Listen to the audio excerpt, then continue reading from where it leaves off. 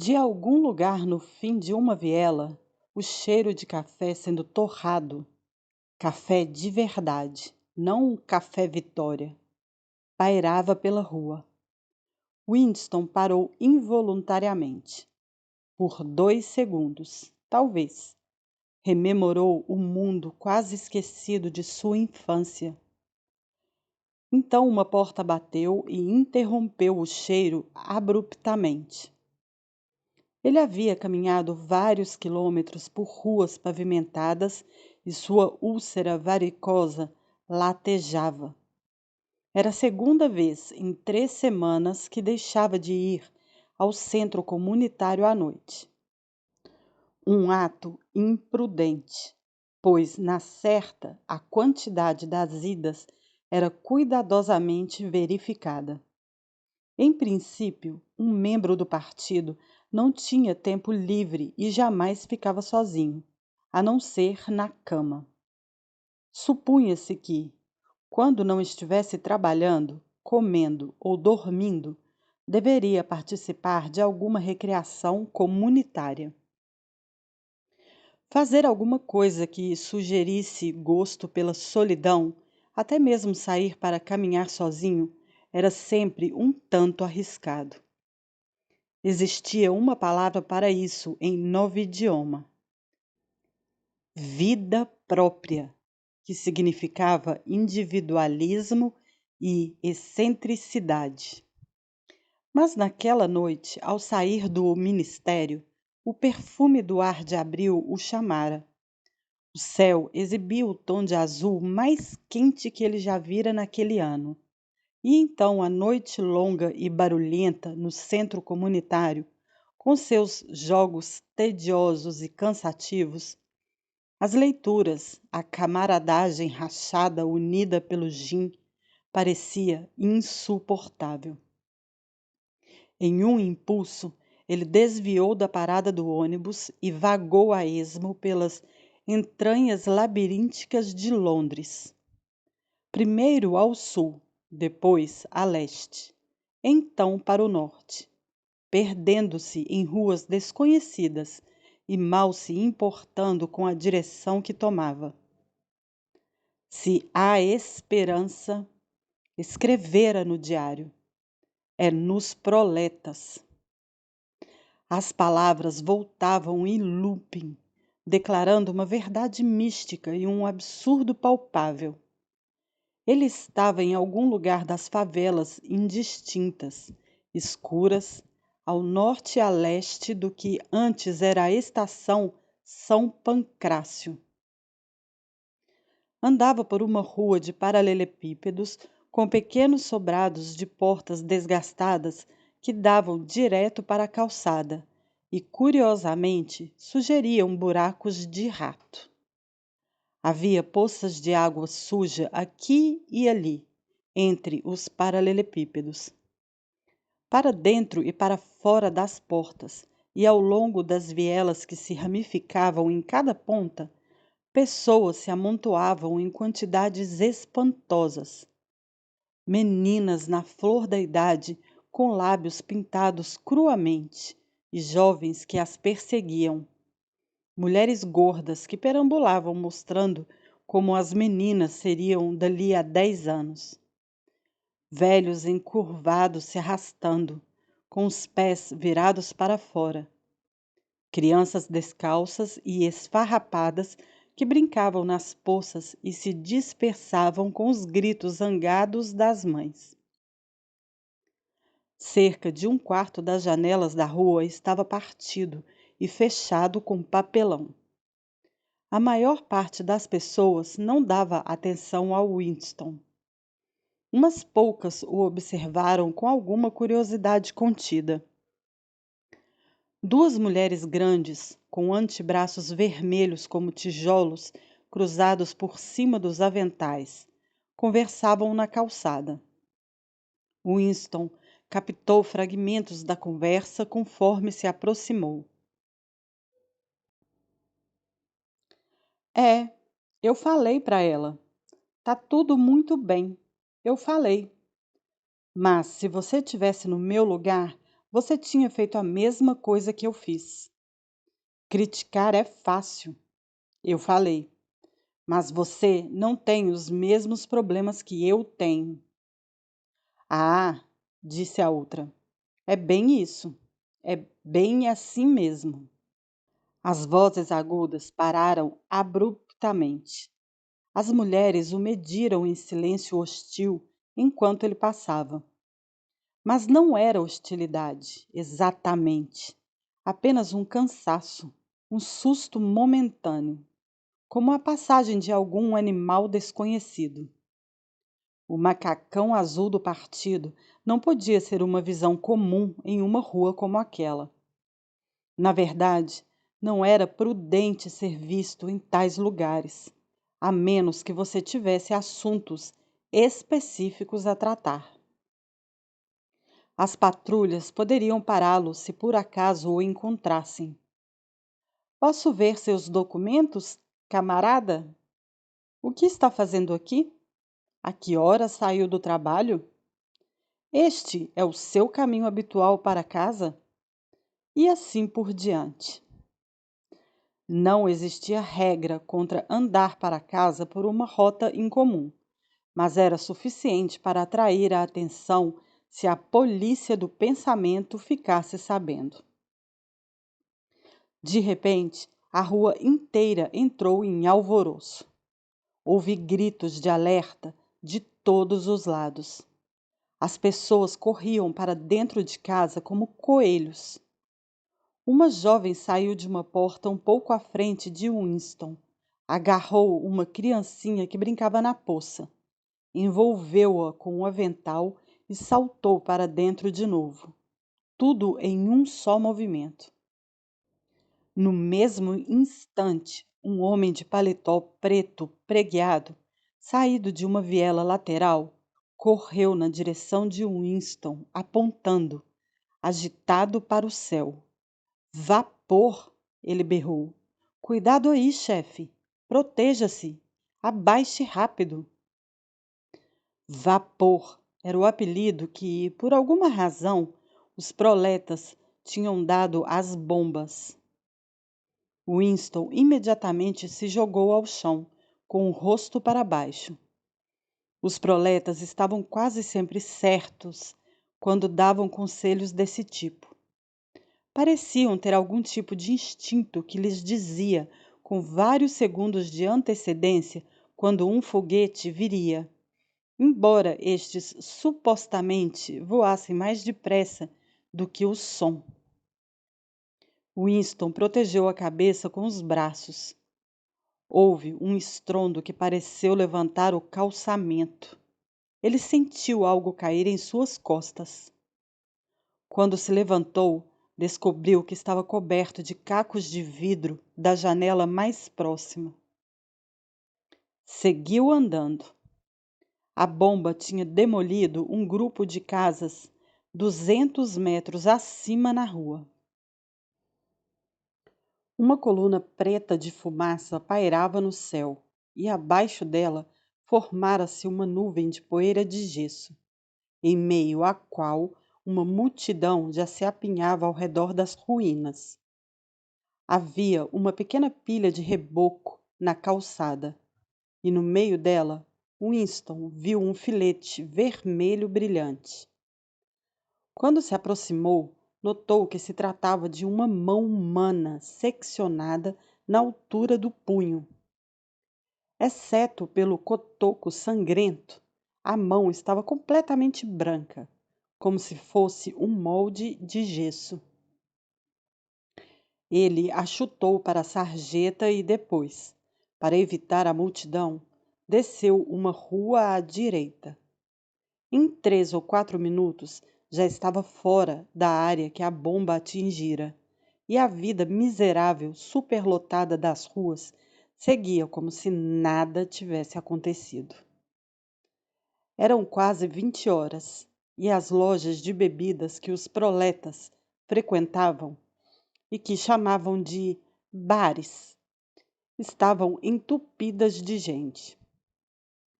De cada porta vai e vem imunda infinitamente se abrindo e fechando, saía um cheiro de urina, serragem e cerveja azeda. No ângulo formado pela fachada projetada de uma casa, 3 homens estavam de pé, muito juntos. O do centro segurando um jornal dobrado que os outros 2 liam por cima de seu ombro.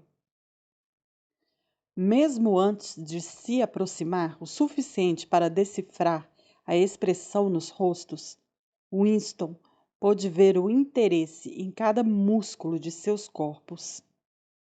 O que liam era obviamente alguma notícia muito séria. A alguns passos de distância, ele viu que de repente o grupo se separou e 2 dos homens começaram uma altercação violenta. Por um instante, pareceram prestes a trocar sopapos. Mas será possível que você não tá me ouvindo? Tô falando que nenhum número que acaba em 7 ganhou nos últimos 14 meses. Ganhou sim. Não, não ganhou. Em casa eu tenho todos os dos últimos 2 anos anotados em um pedaço de papel. Eu anoto com a precisão do maldito relógio.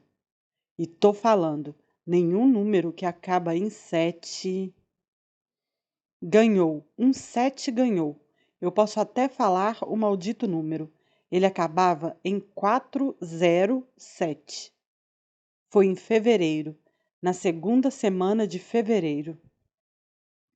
Fevereiro, a sua mãe. Eu tenho tudo anotado, preto no branco. E tô falando, nenhum número. Ah, enfiem, disse o terceiro homem. Eles conversavam sobre a loteria. Winston olhou para trás ao se afastar por 30 metros. Ainda os viu discutindo, com rostos vívidos, passionais. A loteria e seu pagamento semanal de prêmios milionários era o único evento público aos quais os proletas davam realmente atenção. Era provável que existissem alguns milhões para quem a loteria era a principal, se não a única, razão para continuarem vivos. Era seu deleite, sua alegria, seu bálsamo, seu estimulante intelectual. Quando se tratava da loteria, até pessoas que mal sabiam ler e escrever pareciam capazes de cálculos complexos e impressionantes prodígios de memória. Havia toda uma classe de homens que ganhavam a vida simplesmente vendendo métodos, previsões e amuletos da sorte. Winston não tinha nada a ver com a administração da loteria, gerenciada pelo Ministério da Fartura, mas estava ciente. Na verdade, todo mundo no partido estava ciente de que os prêmios eram em grande medida imaginários. Pagavam-se apenas pequenas somas, e os ganhadores dos grandes prêmios não existiam. Na ausência de toda intercomunicação real entre uma parte da Oceania e outra, não era difícil fazer isso. Mas, se havia esperança, era nos proletas. Você precisava se agarrar a isso. Em palavras, soava razoável. Ao olhar para os seres humanos passando na calçada, tornava-se um ato de fé. A rua onde ele virou era uma descida. Tinha a sensação de já ter passado naquele bairro antes e calculou que havia uma rua principal não muito distante. De algum ponto à frente vinha um barulho de vozes gritando. A rua fazia uma curva fechada e terminava em um lance de degraus que desciam a uma viela funda, onde algumas barracas vendiam legumes murchos. Nesse momento, Winston se lembrou de onde estava. A viela conduzia à rua principal e depois da curva seguinte, a menos de 5 minutos, ficava a lojinha de antiguidades onde ele comprara o caderno sem pauta, que era agora seu diário. E em uma pequena papelaria não longe dali, adquirira o porta-penas e o tinteiro. Parou um instante no alto dos degraus. Do lado oposto da viela ficava um pequeno bar imundo, cujas janelas pareciam congeladas, mas que na realidade estavam apenas cobertas de poeira. Um homem muito velho, curvado, mais ágil, com bigodes brancos que se mexiam como os de um camarão, empurrou a porta vai e vem e entrou. Winston, parado, observando, pensou que aquele velho, de certo com cerca de 80 anos, já estava na meia-idade quando a Revolução aconteceu. Ele e alguns poucos como ele eram os últimos vínculos que existiam agora com o mundo desaparecido do capitalismo. No próprio partido, não havia muita gente cujas ideias tivessem sido formadas antes da Revolução. A geração mais velha tinha sido, em grande parte, varrida nos grandes expurgos dos 50 e dos 60, e os poucos sobreviventes foram, muito tempo antes, ameaçados até a completa submissão intelectual. Se ainda existia alguma pessoa viva capaz de fazer um relato confiável das condições no início do século, só poderia ser um proleta. De repente, o trecho do livro de história para crianças que Winston havia copiado no diário voltou à sua cabeça, e o impulso louco o tomou. Ele entraria no bar, estabeleceria contato com aquele velho e o interrogaria. Conte-me sobre a vida quando você era menino. Como era naqueles dias? Melhor do que agora ou pior? Apressado, se não fosse o tempo para sentir medo, ele desceu os degraus e atravessou a rua estreita. Era uma loucura, sabia. Como sempre, não havia uma regra clara que proibisse conversar com proletas e frequentar os bares deles. Mas tratava-se de uma ação muitíssimo incomum para passar despercebida. Se as patrulhas aparecessem, ele poderia justificar com um ataque de fraqueza, mas não era provável que acreditassem. Ao entrar, um cheiro enjoativo de cerveja azeda o atingiu. O volume das vozes baixou pela metade. Sentia todos olhando para seu macacão azul. Um jogo de dardos na ponta oposta do salão foi interrompido por uns 30 segundos. O velho que ele seguira estava de pé, junto ao balcão, discutindo com o barman, um jovem parrudo, robusto, com nariz adunco e antebraços enormes. Outro grupo, de pé ao redor, segurava copos e observava a cena. Eu falei com educação, não falei? Disse o velho, endireitando os ombros de maneira belicosa. Tá me dizendo que não tem um maldito quartilho de cerveja? E que diabos é um quartilho? Respondeu o barman, curvando-se para a frente com a ponta dos dedos sobre o balcão. Macacos me mordam. Ele se diz um barman e não sabe o que é um quartilho. Ora, um quartilho é metade de um quarto e tem 4 quartos num galão. Vou ter que lhe ensinar até o ABC. Nunca ouvi falar, respondeu o homem seco. Litro e meio litro. É isso que a gente serve. Ali estão os copos na prateleira à sua frente. Eu quero um quartilho, insistiu o velho. Você podia tirar um quartilho muito fácil. A gente não tinha nada desses malditos litros quando eu era jovem. Quando você era jovem, a gente ainda vivia nas árvores, zombou o barman, lançando um olhar para os demais clientes. Houve uma gargalhada geral e o constrangimento causado pela entrada de Winston pareceu sumir. O rosto branco e sem barba do velho tinha ficado cor-de-rosa.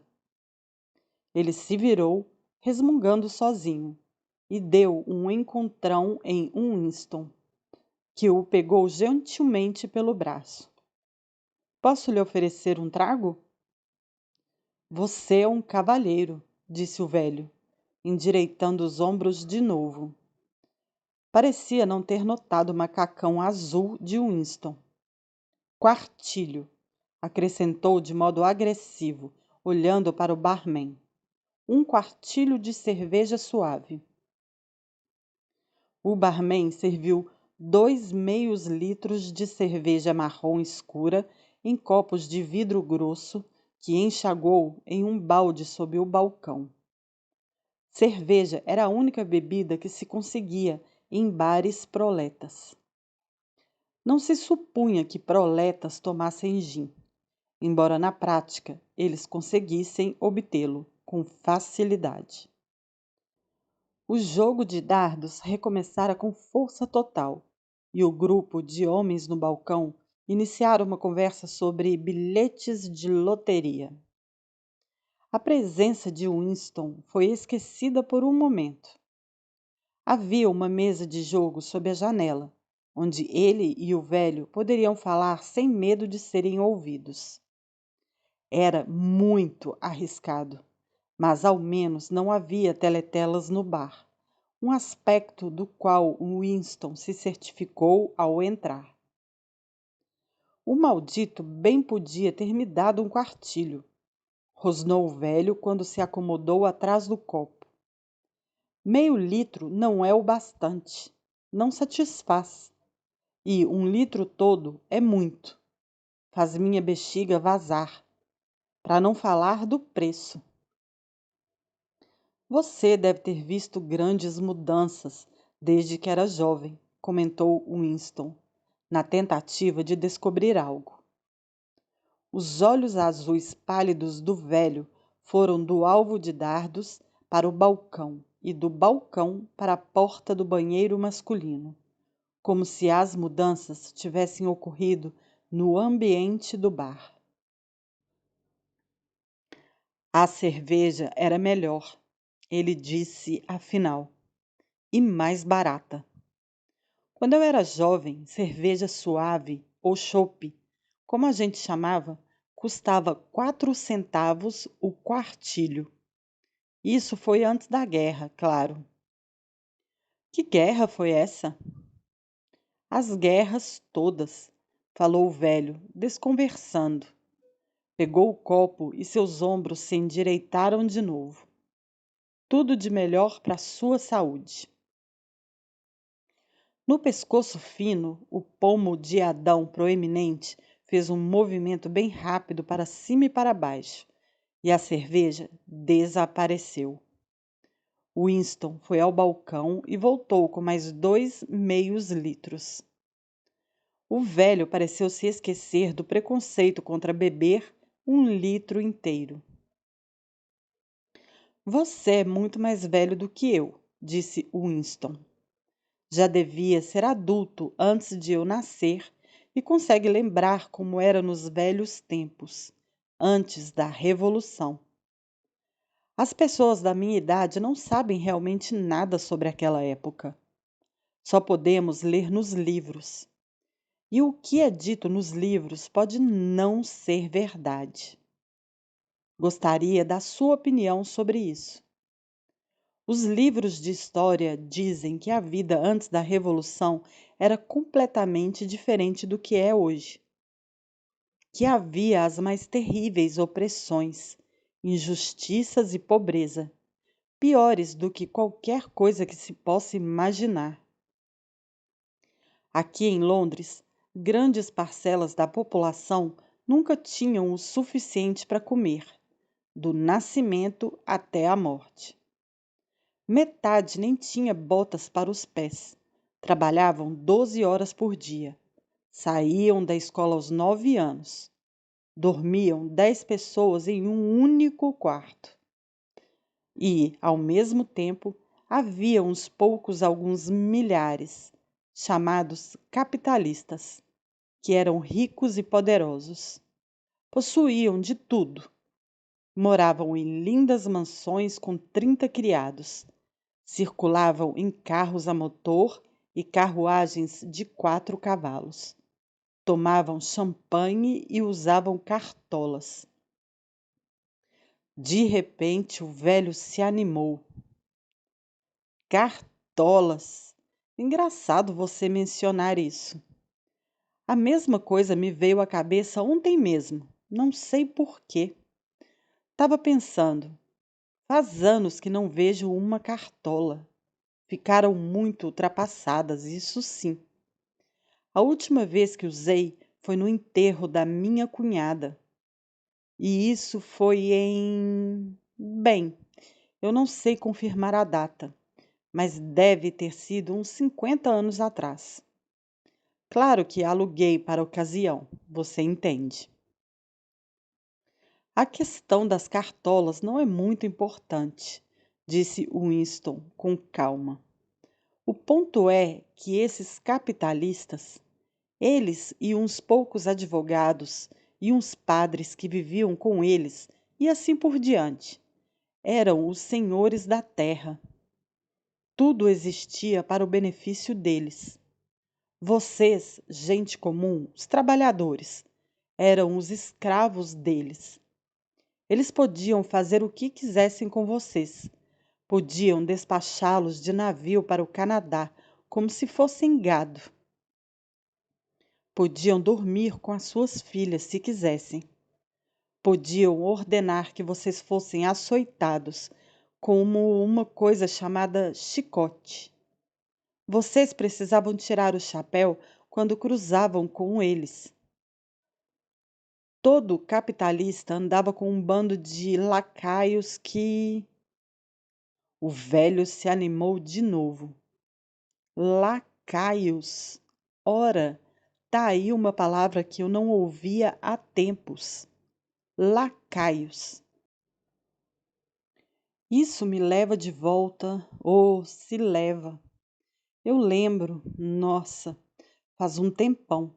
De vez em quando ia até o Parque Heider, no domingo à tarde, para ouvir os sujeitos fazerem discursos.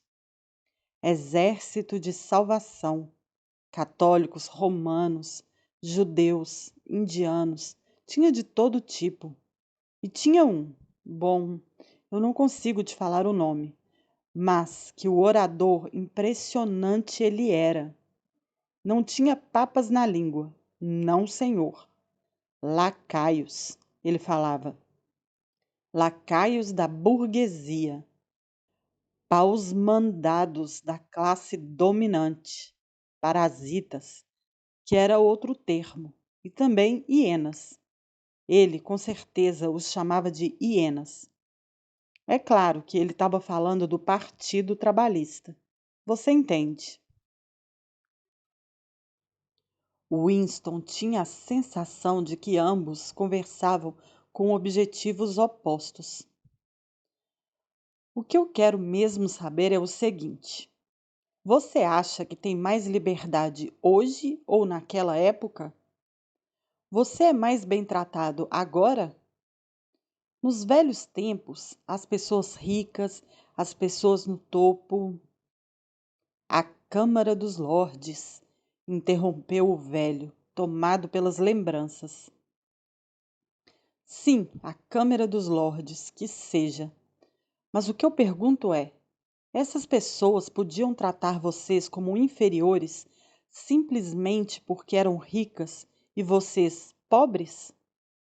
É verdade, por exemplo, que vocês precisavam chamá-los de senhor e tirar os chapéus quando passavam por eles? O velho pareceu refletir profundamente. Tomou cerca de um quarto de cerveja antes de responder. Sim, eles gostavam que você tocasse o chapéu ao passar por eles. Era uma forma de respeito. Eu mesmo não concordava com isso, mas fiz muitas vezes.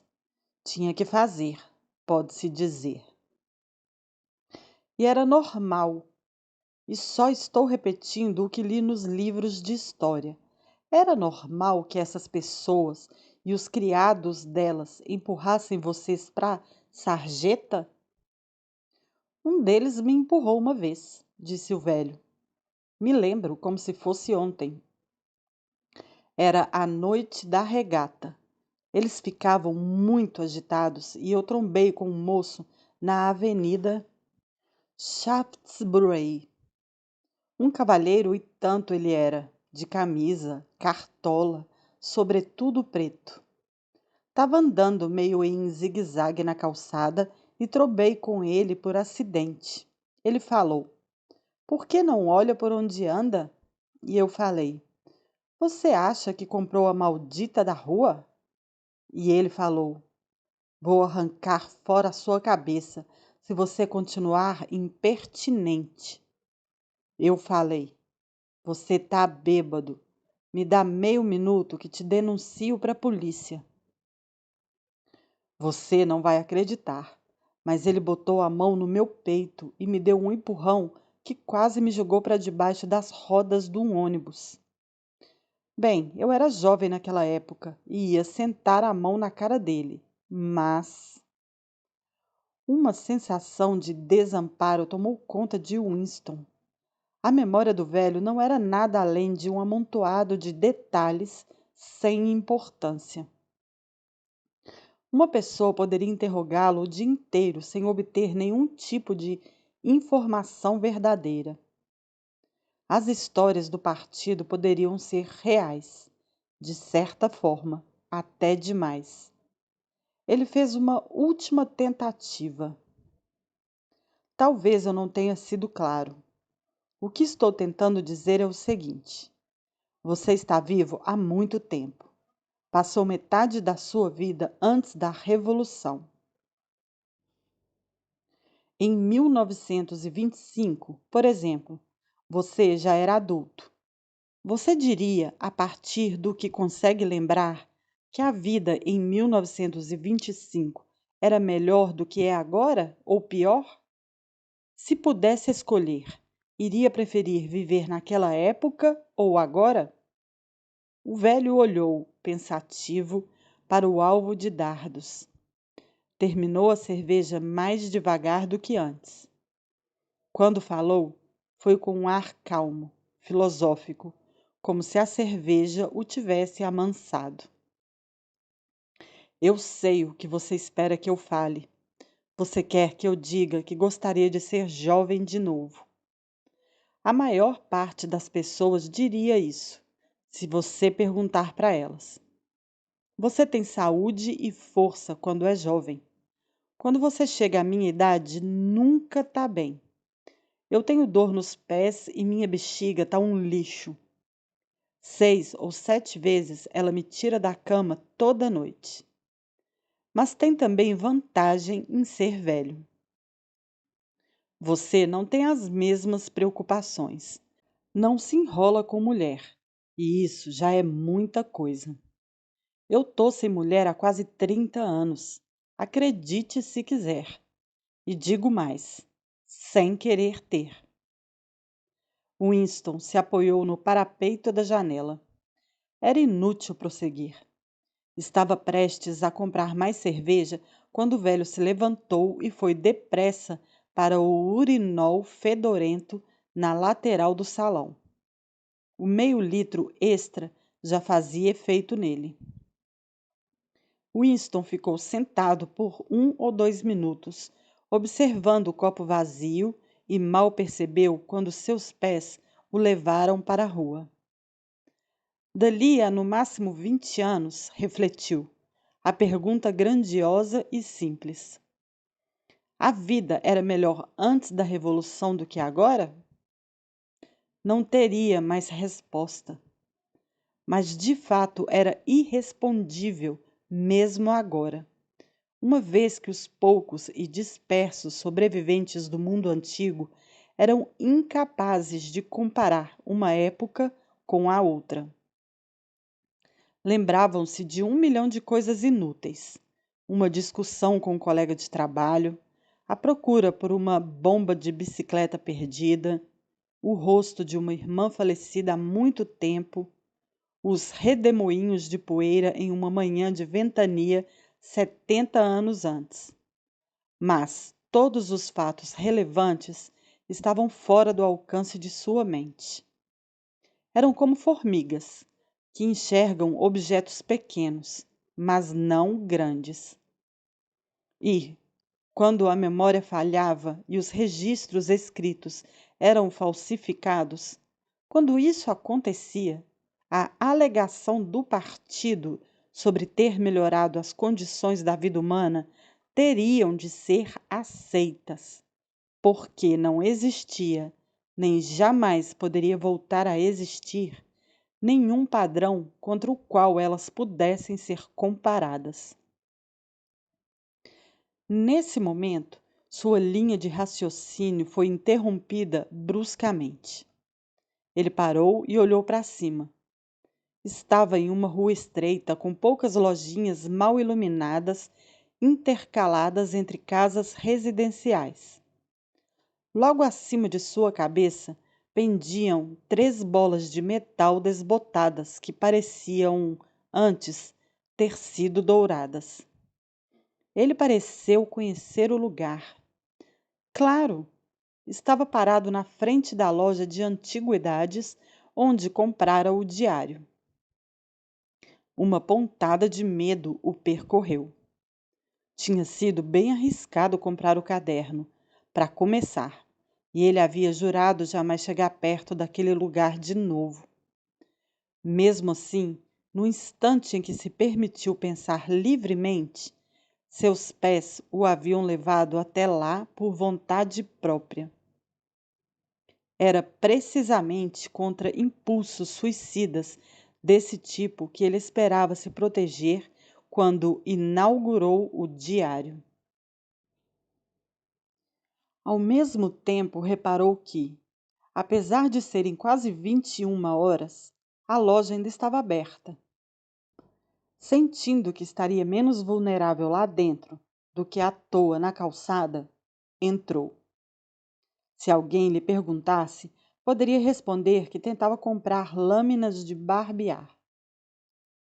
O proprietário tinha acabado de acender um lampião a óleo que soltava uma fumaça suja, porém acolhedora. Era um homem de seus 60 anos, frágil e curvado, com o nariz longo e benevolente, e olhos suaves, distorcidos por óculos grossos. Seu cabelo era quase branco, mas as sobrancelhas eram grossas e ainda pretas. Os óculos, os movimentos ágeis e gentis e o fato de usar uma velha jaqueta de veludo preto dava-lhe um vago ar intelectual, como se ele tivesse sido um literato ou talvez um músico. Sua voz era suave, como se abafada, e sua pronúncia menos degradada do que a da maioria dos proletas. Eu o reconheci da calçada, ele falou. Você é o cavalheiro que comprou aquele álbum de recordações muito bonito para moças. Belo papel. Ah, se era. Texturizado creme, era como chamava. Já não existe papel como aquele há, ouso dizer, 50 anos. Olhou para Winston por cima das lentes. Existe alguma coisa especial que eu possa fazer por você? Ou quer apenas dar uma olhada? Eu só estava passando, desconversou Winston. Apenas dando uma espiada. Não quero nada em particular. Tudo bem, disse o outro, porque não acho que conseguiria satisfazê-lo. Fez um gesto de desculpas com a mão delicada. Você vê como está. É uma loja vazia, pode-se dizer. Aqui entre nós, o comércio de antiguidades acabou. Não tem mais demanda nem estoque. Móveis, porcelana, vidro, foi tudo se quebrando aos poucos. E é claro que a maioria das coisas de metal derreteu. Eu não vejo um castiçal de latão há anos. O pequeno espaço interno da loja estava de fato amontoado, mas não havia quase nada de valor. Era difícil andar, porque em todas as paredes estavam empilhadas incontáveis molduras. Na janela havia bandejas com porcas e parafusos, cinzéis gastos, canivetes com lâminas quebradas, relógios com mostradores embaçados que nem fingiam ainda funcionar, e bugigangas diversas. Só em uma mesinha no canto havia uma pilha de quinquilharias, caixas de rapé laqueadas, broches de ágata e coisas do tipo, que parecia interessante. Conforme Winston se aproximava da mesa, seu olhar foi capturado por uma coisa redonda, lisa, que brilhava discretamente à luz do lampião, e ele a apanhou. Era um pedaço pesado de vidro, curvo de um lado, achatado do outro, formando quase um hemisfério. Havia uma maciez peculiar, como a da chuva, tanto na cor quanto na textura do vidro. No centro dele, ampliado pela curvatura da superfície, havia um objeto estranho, rosado, cilíndrico, que lembrava uma rosa ou uma anêmona do mar. "O que é isto?" perguntou ele, fascinado. "É um coral", disse o velho. "Deve ter vindo do Oceano Índico. Eles costumavam embutir em vidro. Esse não foi feito há menos de 100 anos, mas até a julgar pela aparência." "É muito lindo." "É lindo mesmo", concordou o outro. "Mas poucos diriam isso hoje em dia." Ele tossiu. "Agora, se você quisesse comprá-lo, iria lhe custar $4. Eu me lembro de quando uma coisa dessas teria valido 8 libras, e 8 libras eram, bom, eu não sei, mas era muito dinheiro. Mas quem se importa com antiguidades originais nos dias de hoje, mesmo restando tão poucas?" Winston imediatamente pagou os $4 e deslizou o objeto cobiçado para dentro do bolso.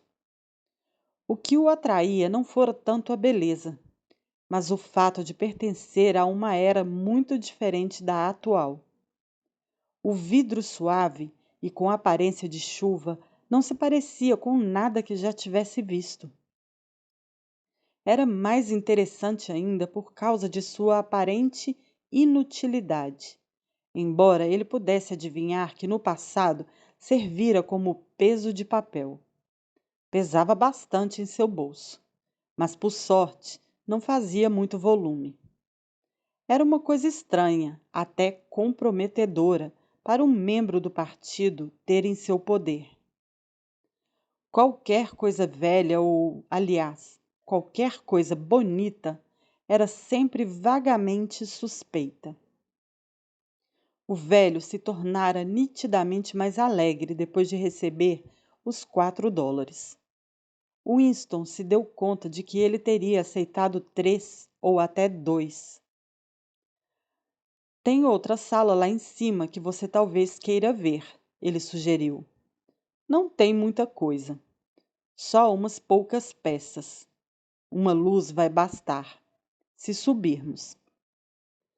Ele acendeu outro lampião e, curvando as costas, liderou o caminho devagar ao longo dos degraus íngremes desgastados e depois por uma passagem estreita. até chegarem a um cômodo que não dava vista para a rua, e sim para um quintal com piso de pedras e uma floresta de chaminés. Winston notou que a mobília estava disposta como se o lugar ainda fosse habitado. Havia uma faixa de carpete no chão, 1 ou 2 quadros nas paredes e uma poltrona funda, desmanzelada, puxada para perto da lareira.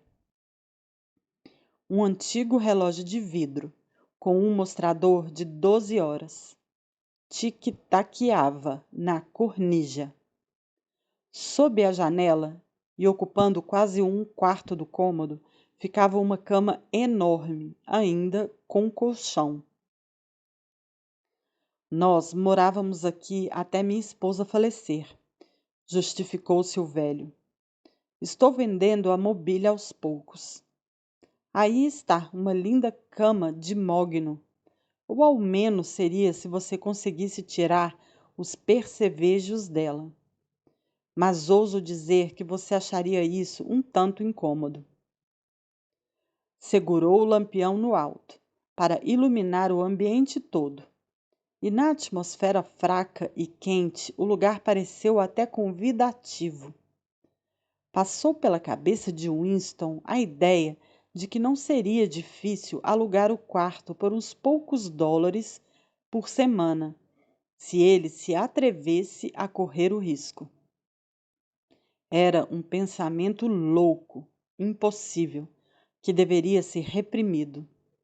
Mas o quarto havia despertado nele uma espécie de nostalgia, de memória ancestral.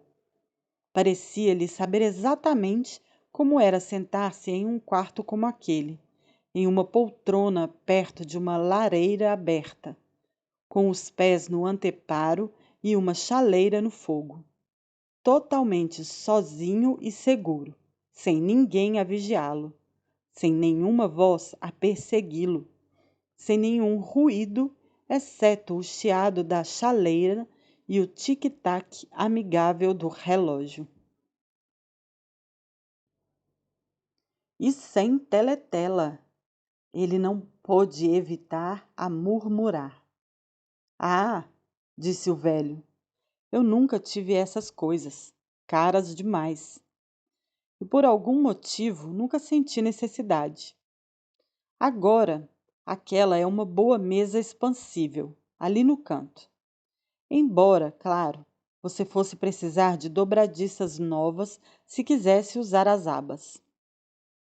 Havia uma pequena estante de livros no outro canto, e Winston já estava interessado nela, mas não tinha nada de bom. A caça e a destruição de livros foram executadas nos bairros proletas com o mesmo rigor de todos os demais lugares. Era muito improvável que ainda existisse em algum lugar da Oceania um exemplar de livro impresso antes de 1960. O velho, ainda segurando o lampião, estava de pé na frente de um quadro com uma moldura de jacarandá que pendia do outro lado da lareira, em frente à cama. Agora, se por acaso você estiver interessado em imagens antigas, ele começou delicadamente. Winston se aproximou para examinar. Era uma gravura em aço de um edifício oval com janelas retangulares e uma pequena torre na frente. Havia um corrimão em toda a volta do edifício e, nos fundos, o que parecia ser uma estátua. Ele observou por alguns instantes. Parecia vagamente familiar, embora não se lembrasse da estátua. A moldura está presa à parede, disse o velho. Mas eu posso desparafusar para você ver, se quiser.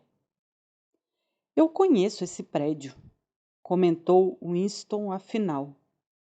Agora é uma ruína. Fica no meio da rua, na frente do Palácio da Justiça. Isso mesmo, na frente da corte. Foi bombardeada muitos anos atrás. Antes tinha sido uma igreja. Igreja de São Clemente Dinamarquês era o nome. Ele sorriu, desculpando-se, como se estivesse consciente de dizer algo um tanto ridículo, e acrescentou: Laranjas e limões de baixa acidez. Cantam os sinos de São Dinamarquês. O que é isso? Laranjas e limões de baixa acidez. Cantam os sinos de São Dinamarquês. Era uma rimazinha que existia quando eu era criança. Como continua, eu não me lembro, mas sei como termina. Cá está uma vela para iluminar o seu caminho. Cá está um machado para decepar um menininho. Era um tipo de dança. Eles levantavam os braços e você passava por baixo. Quando chegava o cá está um machado para decepar um menininho, eles baixavam os braços e te prendiam. Era só com nomes de igrejas. Todas as igrejas de Londres estavam incluídas, quer dizer, as principais. Winston tentou cogitar a que século a igreja pertenceria. Era sempre difícil determinar a idade de uma construção de Londres. Qualquer coisa vultuosa e impressionante, se fosse razoavelmente nova na aparência, era logo reivindicada como se tivesse sido construída na Revolução, ao passo que qualquer coisa, obviamente de uma data anterior, era atribuída a um período obscuro, chamado Idade Média. Os séculos de capitalismo eram considerados vazios, como se não tivessem produzido nada de valor. Não se aprendia história baseada na arquitetura, mais do que se aprendia nos livros. Estátuas, inscrições, memórias fúnebres, nomes de ruas. Tudo que pudesse jogar luz sobre o passado fora sistematicamente alterado. Nunca soube que tinha sido uma igreja, disse Winston. Ainda existem várias, de fato, apesar de terem ganhado outros usos. Agora, como era mesmo aquela rima? Lembrei. Laranjas e limões de baixa acidez. Cantam os sinos de São Dinamarquês. Passe para cá um dinheirinho. Estamos na igreja de São Martinho. Pronto, e é só até aí que consigo lembrar. Dinheirinho era como chamávamos uma moeda parecida com 1 centavo. Onde ficava a São Martinho? São Martinho ainda está de pé. Fica na Praça Vitória, ao lado da Galeria de Fotos. Um prédio com um tipo de pórtico triangular e pilares na frente, e uma grande escada. Winston conhecia muito bem o lugar. Era um museu usado para exibição de vários tipos de propaganda, desde modelos em escala de foguetes lançadores de bombas até fortalezas flutuantes, reproduções de cera ilustrando as atrocidades inimigas e coisas do gênero. São Martinho dos Campos era o nome, complementou o velho. Apesar de eu não me lembrar de campo nenhum naquela área. Winston não comprou a gravura. Seria a posse de algo ainda mais absurdo que o peso de papel e impossível de levar para casa, a menos que fosse tirada da moldura. Ele se deixou ficar ali por mais alguns minutos, conversando com o velho cujo nome, descobriu, não era Wicks, como se poderia supor pela inscrição na frente da loja, e sim Charenton. O Sr. Charenton, pelo visto, era um viúvo de 63 anos, que ocupava aquela loja havia 3 décadas. Ao longo de todo esse tempo, pretendera alterar o nome na vitrine, sem nunca chegar ao ponto de efetivamente fazê-lo. Durante todo o tempo em que conversaram, a rima parcialmente lembrada ficou martelando na cabeça de Winston. Laranjas e limões de baixa acidez cantam os sinos de São Dinamarquês. Passe para cá um dinheirinho, estamos na igreja de São Martinho. Era curioso como, ao cantá-la para si mesmo, ele tinha a impressão de ouvir os badalos, os sinos de uma Londres perdida que ainda existia em um lugar ou outro, disfarçada e esquecida. De um campanário fantasma a outro. Winston teve a impressão de ouvir sinos repicar. No entanto, até onde conseguia se lembrar, nunca os havia escutado na vida real. Afastou-se do Sr. Charrington e desceu a escada sozinho, para não deixar que o velho o visse escrutinar a rua antes de sair pela porta. Já estava decidido a, depois de um intervalo adequado, de, digamos, um mês, correr o risco de visitar a loja de novo. Talvez não fosse mais perigoso do que se esquivar de uma noite no centro comunitário. A parte mais séria do desatino tinha sido, em primeiro lugar, voltar lá depois de comprar o diário, e sem saber se o proprietário era confiável. Porém, o fizera. Sim, pensou de novo, voltaria à loja. Compraria mais velharias e bobagens bonitas, como a gravura de São Clemente dinamarquês, que tiraria da moldura e levaria para casa escondida no forro do macacão. Retiraria da memória do Sr. Charrington o resto daquele poema. Até o plano louco de alugar o quarto de cima passou de novo por sua cabeça. Por talvez 5 segundos. A alegria o tornou descuidado, e ele pousou o pé na calçada sem mais cautela além de uma espiada preliminar através da vitrine. Havia até começado a murmurar uma melodia improvisada. Laranjas e limões de baixa acidez cantam os sinos de São Dinamarquês.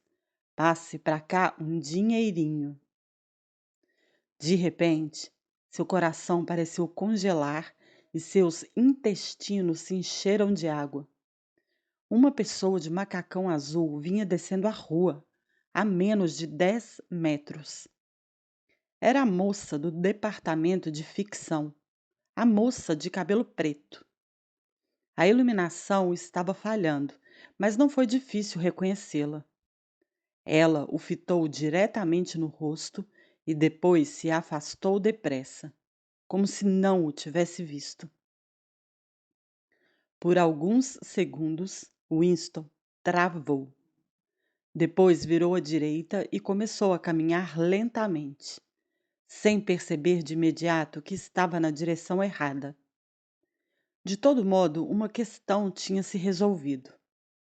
Já não havia dúvida de que a moça o estava espionando. De certo, o seguira até ali, porque não era crível que, por puro caso, ela estivesse andando na mesma noite, na mesma viela secundária obscura, a quilômetros de distância das regiões em que membros do partido moravam.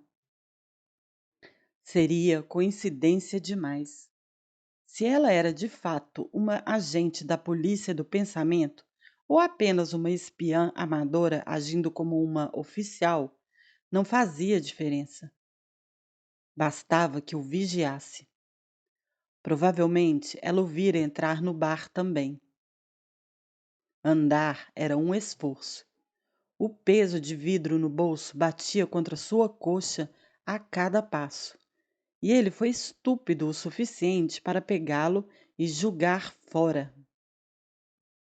A pior coisa era a dor de barriga. Por alguns minutos, teve a sensação de que morreria se não conseguisse chegar logo a um banheiro.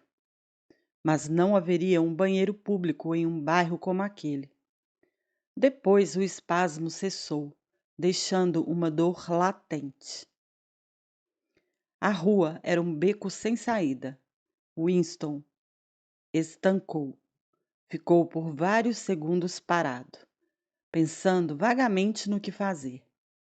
Então virou-se e refez os passos em sentido oposto. Enquanto se virava, ocorreu-lhe que tinha cruzado com a moça apenas 3 minutos antes e que, se corresse, poderia alcançá-la.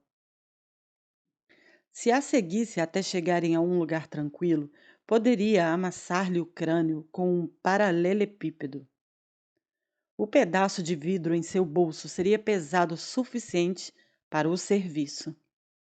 Mas logo abandonou a ideia, porque até mesmo pensar em fazer algum esforço físico era insuportável. Ele não conseguiria correr, muito menos desferir um golpe. Além disso, ela era jovem e vigorosa. Iria se defender. Winston pensou também em correr até o centro comunitário e lá ficar até que o lugar fechasse, de modo a estabelecer um álibi parcial para a noite. Mas isso também era impossível. Uma exaustão mortal tinha tomado conta dele. Só queria chegar logo em casa, sentar-se e ficar quieto. Passava das 22 horas quando ele voltou ao apartamento. As luzes seriam apagadas na rua principal às 23h30. Entrou na cozinha e engoliu um copo quase cheio de gin Vitória. Depois foi até a mesinha na reentrância, sentou e tirou o diário da gaveta. Mas não o abriu de imediato. Na teletela, uma voz feminina metálica guinchava uma canção patriótica. Ele ficou sentado, encarando a capa marmorizada do caderno, tentando, sem sucesso, expulsar aquela voz de sua consciência. Era à noite que eles vinham buscá-lo, sempre à noite. A coisa apropriada a fazer era se matar antes que eles o pegassem. Com certeza, algumas pessoas faziam isso. Muitos desaparecimentos eram, na verdade, suicídios.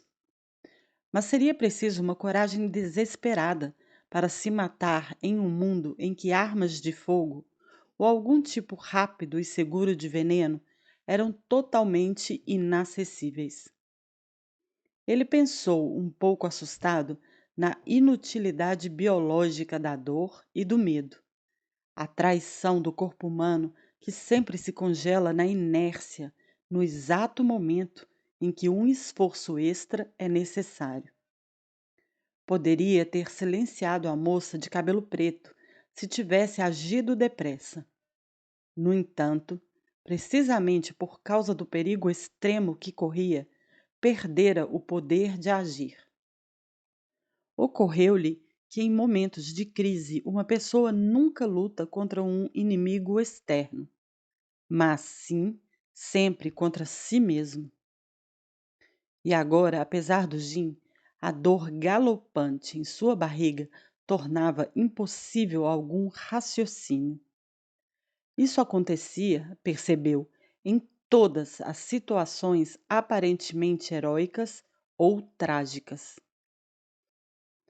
No campo de batalha, na câmara de tortura, no navio que afunda, as questões que você combate são sempre esquecidas, porque o corpo incha até preencher todo o universo. E, mesmo quando você não está paralisado pelo medo ou gritando de dor, a vida a cada momento é uma luta contra a fome ou o frio ou a privação de sono, contra um estômago revirado ou uma dor de dente. Winston abriu o diário. Era importante anotar alguma coisa. A mulher na teletela começou uma nova música. A voz parecia entrar no cérebro dele como cacos de vidro. Tentou pensar em O'Brien, por quem ou para quem o diário era escrito. mas em vez disso, começou a pensar nas coisas que lhe aconteceriam depois que a polícia do pensamento o levasse. Não teria importância se o matassem imediatamente. Ser morto era o que você esperava. Mas antes da morte, ninguém falava dessas coisas, ainda que todo mundo soubesse. Havia a rotina da confissão, que precisava ser cumprida. O retraimento no chão aos gritos por misericórdia, o estalo de ossos partidos, os dentes esmagados, os coágulos sangrentos no cabelo. Por que você precisa passar por aquilo se o fim era sempre o mesmo? Por que não era possível eliminar alguns dias ou semanas da sua vida? Ninguém jamais tinha escapado de ser descoberto e deixado de confessar. Uma vez que tivesse sucumbido ao pensamento, era certo que em determinado intervalo você estaria morto. Por que então aquele horror que nada alterava precisava ser incorporado ao futuro? Ele tentou, com um pouco mais de sucesso, invocar a imagem de O'Brien. Nós vamos nos encontrar em um lugar onde não há escuridão. O'Brien lhe tinha dito. Winston sabia o que isso significava, ou achava que sabia. Esse lugar era o futuro imaginado, que uma pessoa jamais veria, mas que, através do pressentimento, poderia ser misticamente compartilhado. Porém, com a voz da teletela perturbando seus ouvidos, ele não conseguia manter a linha de raciocínio. Pôs um cigarro na boca. Metade do tabaco caiu prontamente em sua língua, um farelo amargo que era difícil cuspir. O rosto do grande irmão invadiu sua mente, tomando o lugar de O'Brien. Tal como havia feito uns poucos dias antes, ele tirou uma moeda do bolso e a observou. O rosto o encarou. Sério, calmo, protetor. Mas que tipo de sorriso se escondia atrás do bigode preto? Como sinos fúnebres repicando, as palavras lhe voltaram. Guerra é paz. Liberdade é escravidão. Ignorância é força.